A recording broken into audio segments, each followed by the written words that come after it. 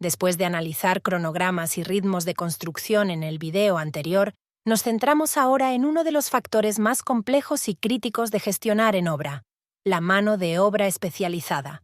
Aquí podemos ver una visión detallada del número orientativo de personas necesarias por fase, perfil técnico y potencia de la planta fotovoltaica DOT. La tabla central desglosa el personal requerido para cada fase de construcción, segmentado por los rangos de potencia, movimiento de tierras, de 12 a 45 personas, según la escala del proyecto DOT hincado y estructura, entre 25 y 90 personas, DOT montaje de módulos, hasta 160 personas en plantas de más de 250 megavatios pico DOT cableado de baja y media tensión, hasta 100 personas, subestación y alta tensión, entre 15 y 40 personas, siendo una de las fases más especializadas DOT puesta en marcha, entre 8 y 30 personas DOT en conjunto.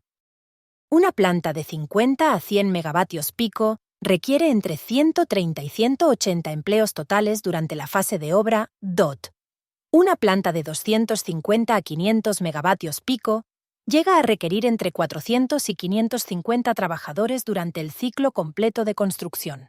El pico simultáneo de actividad puede alcanzar hasta 380 personas trabajando en paralelo. DOT. El gráfico inferior permite comparar el número de personas en el pico de obra frente al total de empleos generados según el tamaño del proyecto DOT. Esto resulta muy útil para dimensionar adecuadamente alojamientos temporales, comedores, vestuarios, transporte, equipos de protección individual, EPIs y organización de turnos DOT. En el lateral derecho se identifican los perfiles más críticos, electricistas de baja y media tensión. Representan el 40% del personal necesario. Alta especialización requerida en strings de corriente continua, conectores y cajas combinadoras. Montadores. Presentan alta rotación, formación rápida pero con productividad variable. Técnicos de seguridad y control de calidad. Solo suponen el 8% del personal, pero son cruciales. Necesitan certificaciones conforme a normativas IS-DOT, responsables de obra y jefes de proyecto. Perfiles estratégicos. Se exige experiencia demostrable en al menos 3 proyectos de más de 100 megavatios pico. Aquí se reflejan los desafíos reales del mercado laboral. Existe escasez crítica de electricistas de baja y media tensión en Europa, DOT. La rotación del personal de montaje supera el 30 a 40%, DOT. La formación técnica puede completarse en 2 a 3 semanas, pero no siempre resulta suficiente para garantizar la calidad y eficiencia. Latinoamérica ofrece mayor disponibilidad de técnicos, pero es necesario gestionar adecuadamente los permisos de trabajo, las barreras idiomáticas, los desplazamientos internacionales y la normativa local DOT. Esto obliga a replantear la estrategia de subcontratación y a prever planes de formación específicos desde la fase de diseño del proyecto DOT. En resumen, la ingeniería de detalle debe incluir también una ingeniería de recursos humanos, DOT, saber cuántas personas se necesitan, en qué perfiles técnicos, en qué momento del cronograma y con qué rotación esperada, es tan importante como conocer cuántos módulos se instalan por día o cuál es el precio negociado con las subcontratas. Ahora vamos a cruzar toda la información técnica vista hasta ahora con su impacto financiero real a través del LSOE y del periodo de retorno de inversión.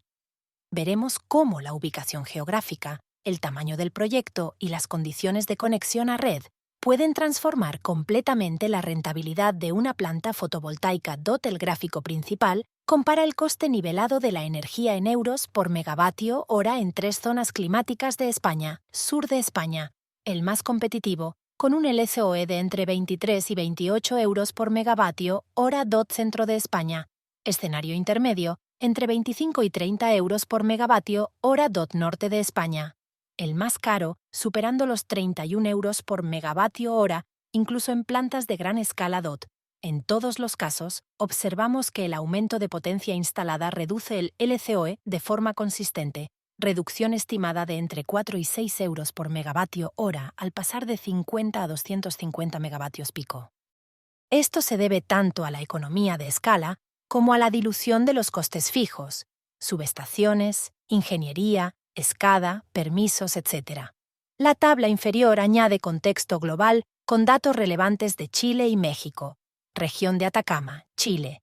Es la más competitiva del análisis, con un LCOE de solo 19,5 euros por megavatio hora en plantas de gran escala. México. También se posiciona como un mercado muy competitivo, con un LCOE de entre 21,9 y 26,8 euros por megavatio. Hora. Esto demuestra cómo la irradiancia solar es el factor dominante cuando se superan los 2.100 a 2.500 kilovatios hora por metro cuadrado al año. En cambio, regiones del norte de España o de Europa Central, con irradiancia inferior a 1.600 kilovatios hora por metro cuadrado al año, presentan LCOE mucho más elevados, incluso para plantas fotovoltaicas de gran escala. Aquí tenemos los 4 grandes factores determinantes, drivers, del LCOE. Irradiancia. Un incremento del 10% en irradiación genera una reducción del 8,5% en el LCOE. Costes de conexión. Representan entre el 8 y el 15% del CAPEX, en función de la distancia a la subestación o al punto de conexión. Economías de escala. Permiten entre un 15 y un 18% de ahorro al comparar plantas de 50 frente a 250 megavatios pico. Coste financiero. Un incremento de un punto porcentual en los tipos de interés puede elevar el LCOE hasta en un 3,2%. Por tanto, la ubicación geográfica y la estructura financiera del proyecto son tan importantes como el diseño técnico de la planta. En cuanto a los periodos de retorno, payback, se mejoran notablemente con el aumento de potencia instalada, plantas de 50 a 100 megavatios pico, entre 6,8 y 7,5 años. Evaluación, buena.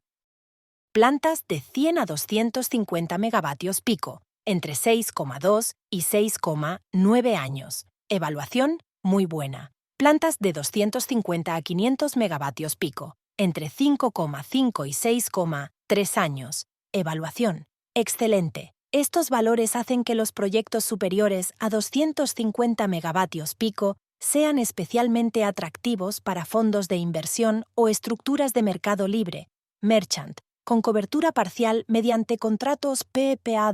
El recuadro final nos deja una recomendación clave.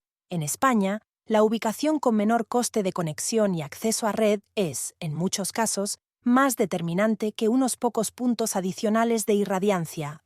Esto se traduce en que una buena ubicación eléctrica puede ser más rentable que una localización con mejor recurso solar, pero con peor acceso al punto de conexión. En definitiva, el LSO no depende solo del recurso solar, sino del diseño completo del proyecto: potencia, acceso a red, costes financieros y eficiencia constructiva. Todo proyecto fotovoltaico, por bien diseñado que esté, debe contar con una evaluación activa de los riesgos técnicos, financieros y regulatorios. Ahora observamos una matriz de riesgos correspondiente al año 2025, en la que se presenta cada riesgo con su nivel de impacto, probabilidad y medidas concretas para mitigarlos. Además, se introduce cómo los criterios ambientales, sociales y de gobernanza, ESG, pueden convertirse en una ventaja competitiva real. La matriz situada a la izquierda clasifica los riesgos en 4 niveles. Riesgos altos, color rojo, requieren mitigación inmediata. Riesgos medios, color naranja, deben controlarse de forma activa y continua. Riesgos bajos, color verde, pueden monitorizarse sin intervención crítica. Salvo que evolucionen. Algunos de los riesgos más críticos identificados son: riesgo R1. Cambios en el acceso o conexión a la red eléctrica de España, REE. Modificaciones normativas que podrían invalidar permisos existentes o priorizar otros proyectos. Impacto alto. Normativo estratégico. Riesgo F1. Subida de los tipos de interés. Un incremento de un punto porcentual puede elevar el LCOE hasta en un 3,2%. Impacto crítico. Financiero. Riesgo T1. Diseño geotécnico inadecuado. Errores en cimentaciones pueden generar fallos estructurales, pérdidas de producción o sobrecostes significativos, superiores al 5% del CAPEX. Impacto técnico severo. También se identifican riesgos de nivel medio, como riesgo T2, Retrasos en componentes críticos, especialmente transformadores e inversores. Riesgo F3. Volatilidad en el precio del mercado eléctrico, lo que puede afectar ingresos proyectados en contratos merchant o con cobertura parcial. El informe propone un conjunto de acciones de mitigación agrupadas en 4 bloques estratégicos: riesgos regulatorios, auditoría legal, due diligence, desde la fase inicial del proyecto contratos, y seguros específicos que contemplen incertidumbre en permisos. Diversificación geográfica de la cartera de proyectos, creación de un equipo específico, task force, regulatorio para seguimiento normativo continuo, riesgos financieros, contratos PPA de largo plazo, entre 10 y 15 años, para estabilizar ingresos. Coberturas financieras del tipo swap o cap, para protegerse de subidas de tipos de interés, acceso a financiación verde con tipos de interés reducidos, simulación de escenarios financieros de estrés, incorporando volatilidad del mercado. Riesgos técnicos, estudios geotécnicos específicos tipo pull-out, para validar resistencia del terreno. Controles de calidad in situ para transformadores, inversores y sistemas SCADA. Evaluaciones de riesgos técnicos que puedan superar el 5% del CAPEX. Estrategias integradas. Selección de subcontratistas con experiencia en proyectos de más de 100 megavatios pico. Reservas de contingencia del 7 al 10% del CAPEX. Para absorber imprevistos, planificación anticipada de la conexión eléctrica, con buffers realistas. Validación técnico-financiera integral antes del cierre de la inversión. Además de mitigar riesgos, el informe destaca cómo los criterios ESG representan una oportunidad real para mejorar el coste financiero del proyecto. Los proyectos con desempeño ESG sólido acceden a tipos de interés entre 0,15% y 0,30% más bajos. Incrementan la valoración de activos en más 5,8%. Se mejora la relación con inversores institucionales, especialmente aquellos con mandatos de inversión sostenible. Las palancas clave por pilar ESG son ambiental y protección de la biodiversidad local. Uso de módulos con baja huella ambiental, por ejemplo, certificados por contenido reciclado o menor consumo de agua en producción, social, formación de personal local y programas de empleabilidad rural, integración con iniciativas de economía circular, reutilización de materiales y logística inversa. Gobernanza, trazabilidad de proveedores en toda la cadena de valor. Auditorías éticas independientes, gestión anticorrupción y cumplimiento con normativas internacionales de integridad empresarial. Cada código de riesgo de la matriz anteriormente analizada se desglosa en acciones concretas. R1. Afecta directamente a la conexión a red y a los puntos de evacuación. Requiere intervención regulatoria o F1. Está ligado a decisiones de tipos de interés del Banco Central Europeo, BCE, o de mercados emergentes. T1. Genera errores técnicos en inclinación de estructuras, zonas de sombreado, shading o incluso colapsos estructurales parciales. F3. Representa la volatilidad de precios en contratos PPA de tipo spot o merchant, impactando proyecciones de rentabilidad.